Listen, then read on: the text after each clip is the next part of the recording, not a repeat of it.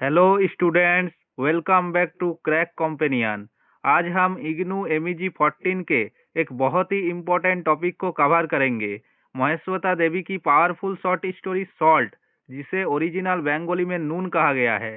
ये कहानी सिर्फ गरीबी की नहीं, बल्कि उन मार्जिनलाइज्ड लोगों की है जिन्हें आज़ादी के बाद भी अपनी बेसिक राइट्स के लिए मरना पड़ता है।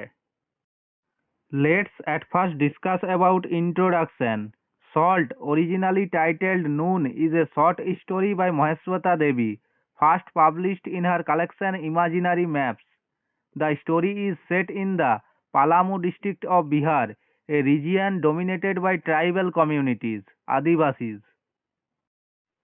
सबसे पहले जान लीजिए कि सॉल्ट का ओरिजिनल टाइटल नून था और ये उनकी फेमस कलेक्शन इमेजिनरी मैप्स में पब्लिश हुई थी।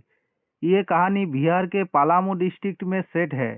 ये एक ऐसा एरिया है जहाँ ट्राइबल कम्युनिटीज यानी आदिवासी की संख्या सबसे ज़्यादा है। It highlights the extreme poverty, exploitation and social injustice faced by the subaltern marginalised groups. The narrative uses salt, a basic human necessity, as a symbol of the fundamental rights and dignity denied to the poor. Story का main focus है वहाँ के marginalised groups या subaltern की extreme poverty, शोषण और exploitation और social injustice पर। इस कहानी में सॉल्ट यानी नमक को सिर्फ एक चीज नहीं बल्कि एक सिंबल की तरह दिखाया गया है। ये रिप्रेजेंट करता है उन फंडामेंटल राइट्स और डिग्निटी को जो गरीब लोगों से छीन ली जाती है। Now let's discuss about the author Maheshweta देवी।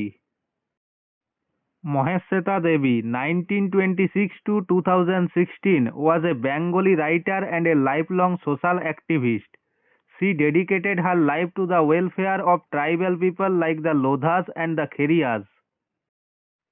महेश्वेता देवी एक बहुत ही फेमस बंगाली राइटर थी और उन्होंने अपनी पूरी जिंदगी एक सोशल एक्टिविस्ट की तरह काम किया। उन्होंने अपनी लाइफ का एक बड़ा हिस्सा ट्राइबल कम्युनिटीज, खास करके लोधास और खेरियास जैसे लोगों की वेलफेयर के लिए डेडिकेट कर दिया था। Her writing style is known as political realism. She does not just tell a story, she exposes systematic corruption. She received the Sahitya Academy Award, Gyanpith Award, and the Ramon Magsaysay Award for her work. उनका writing style political realism के नाम से जाना जाता है। वो सिर्फ एक कहानी नहीं सुनाती थी, बल्कि सिस्टम में बसा करप्शन को सबके सामने एक्सपोज करती थी।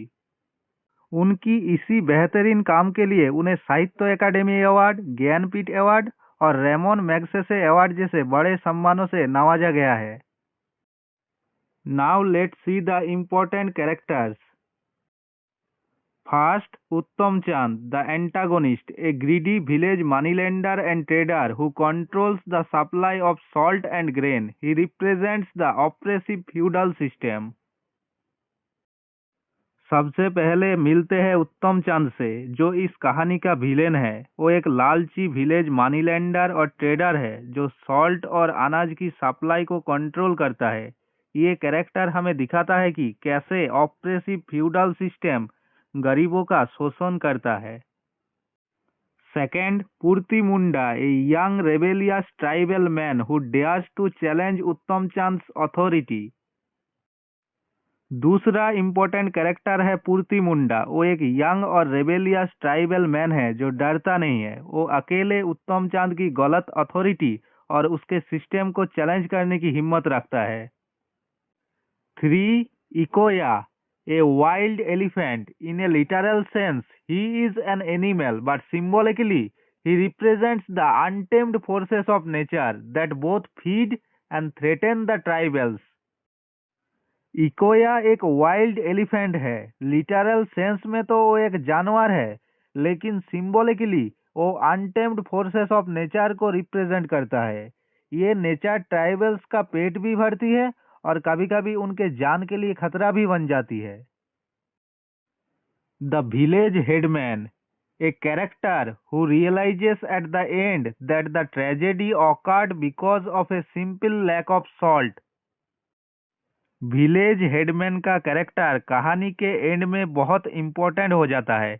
वही वो इंसान है जो रियलाइज करता है कि ये पूरी ट्रेजेडी सिर्फ एक मुट्ठी नमक, लैक ऑफ सॉल्ट की वजह से हुई थी। द ट्राइबल कम्युनिटी, कोल और Munda, they represent the collective suffering and resilience of India's indigenous people. Last में आती है पूरी ट्राइबल कम्युनिटी। ये लोग इंडिया के इंडिजिनस लोगों की कलेक्टिव सफरिंग और उनकी रेजिलेंस, लड़ने की ताकत को रिप्रेजेंट करते हैं। Now let's discuss about complete summary of salt. The story revolves around the struggle of a tribal village to obtain salt, a mineral essential for survival, but kept out of their reach by greed. दोस्तों, ये story एक tribal village के संघर्ष की है। उन्हें survival के लिए सॉल्ट चाहिए, जो एक एसेंशियल मिनरल है, लेकिन लालच की वजह से ये उनसे दूर रखा जाता है। The conflict. Uttam Chand, the local trader, exploits the tribals by charging high interest and taking their crops.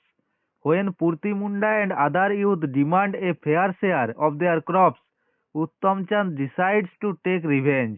He stops selling them salt, knowing they cannot survive without it.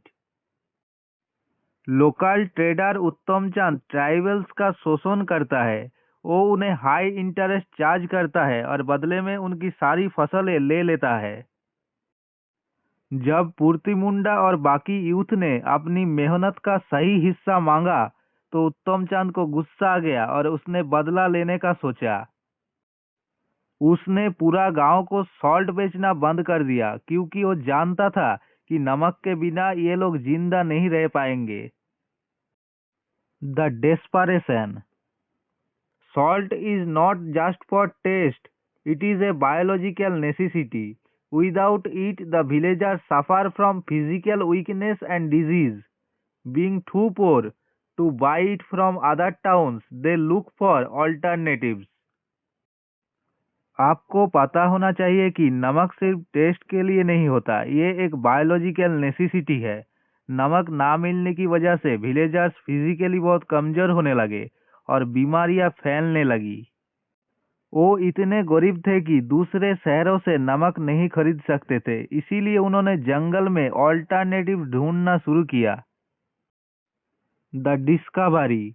The villagers discover A salt leak, a place where animals leak salt from rocks deep in the forest, which is used by a wild elephant named Ikoya.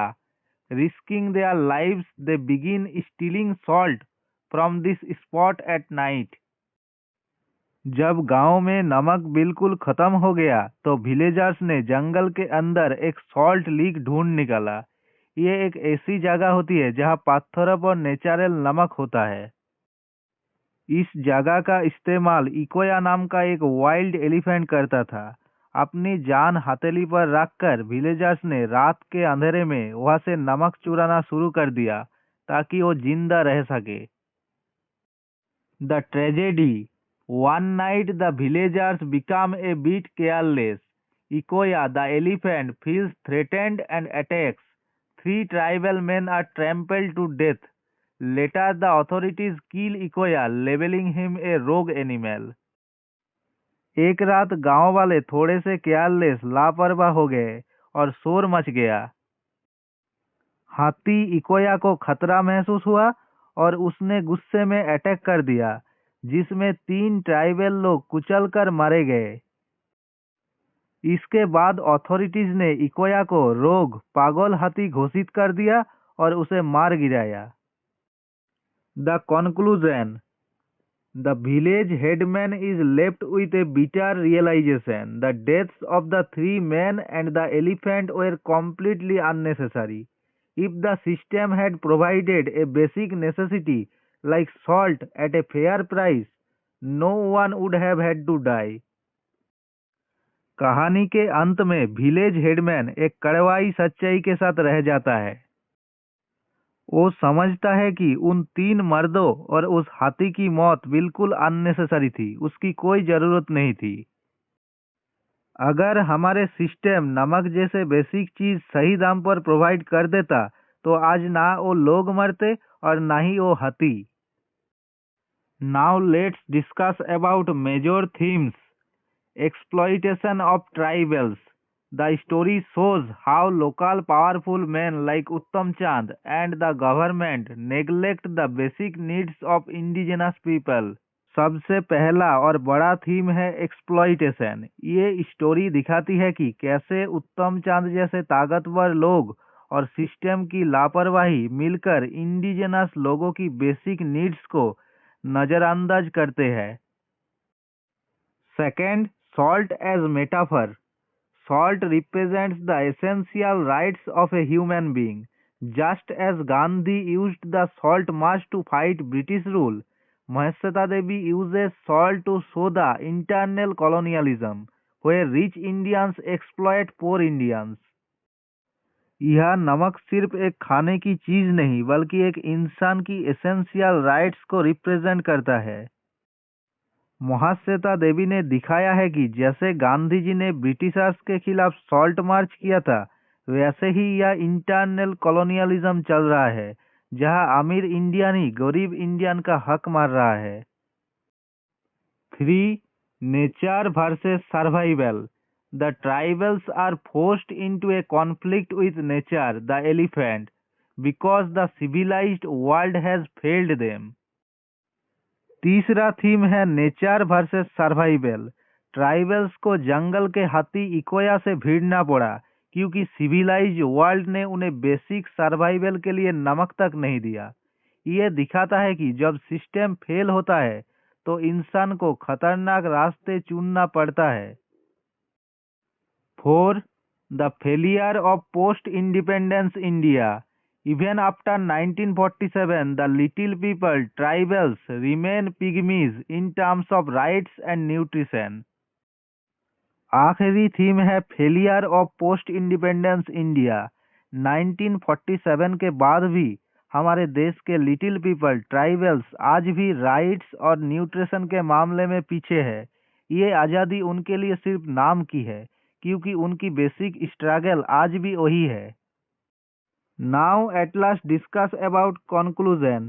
Mahasweta Devi's Salt is a scathing critique of social irresponsibility. It ends with the haunting thought that in a country that produces mountains of salt, people are dying for a handful of it. The story forces the reader to look at the underlying truth behind every rural tragedy, the failure of justice. To conclude, Mahashweta Devi की ये story salt हमारे समाज की social irresponsibility पर एक बहुत बड़ा attack या स्कैथिंग क्रिटिक है। ये दिखाती है कि कैसे सिस्टम की लापरवाही लोगों की जान ले लेती है। कहानी एक बहुत ही हॉन्टिंग थॉट के साथ खत्म होती है। एक ऐसा देश जहां नमक के पहाड़ माउंटेन्स ऑफ सॉल्ट प्रोड्यूस होते हैं वहाँ कुछ गरीब लोग सिर्फ एक मुट्ठी नमक के लिए अपनी जान गंवा रहे हैं। ये हमारी इकोनॉमी और जस्टिस सिस्टम पर एक बड़ा सवाल है। ये स्टोरी हर रीडर को मजबूर करती है उस अंडरलाइंग ट्रूथ को देखने के लिए जो हर रूरल ट्रेजेडी के पीछे छुपी होती है, और वो सच है failure of justice.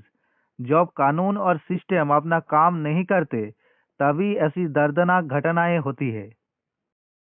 That's it for today's session on Mahasweta Devi's salt. उम्मीद है कि ये पॉइंट्स आपको इग्नू MEG 14 एग्जाम्स में अच्छे मार्क्स दिलाने में मदद करेंगे। अगर वीडियो पसंद आई है तो लाइक करें और अपने दोस्तों के साथ शेयर जरूर करें। ऐसे ही इजी नोट्स के लिए क्रैक कंपेनियन को सब्सक्राइब करना ना भूलें। All the best for your exams. मिलते हैं अगले वीडियो में।